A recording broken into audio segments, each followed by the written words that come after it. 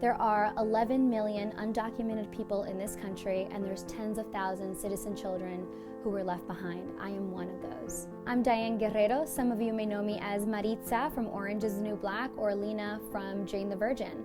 I recently wrote a book titled In the Country We Love, My Family Divided, and it talks about my experience as a citizen child of undocumented parents living in this country. Many families live with the fear of being separated and being deported if you are undocumented. When I was 14 years old, I came home and my family was gone, and this was because my family was detained and eventually to be deported. My family is from Colombia, and they're from a small city called Palmira. My mother was studying to be a teacher and worked for a bus company called Palmira Express. And my father was working in a sugarcane plant. I mean, pay was very little, and also there was a lot of violence going on in the country right now. At the time, it was a time of unrest. They saw the United States as a land of opportunity, as many immigrants do.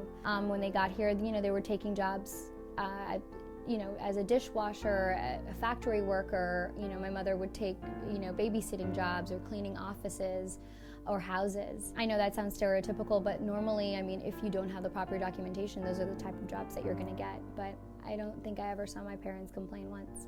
I remember my father taking English classes and trying to learn the language, and would take me as a kid to all his classes and or any little award shows that they had when you passed a level or something like that. My mother took computer classes. What I saw is that they were always in search for documentation, always trying to legalize their status. And unfortunately, and if you read in my book, you'll see that they came across a lot of roadblocks.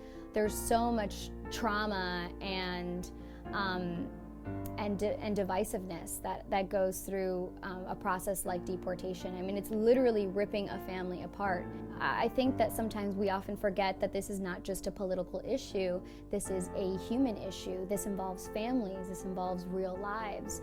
There are millions of children and parents living in fear every day. It's sort of something that I experienced growing up.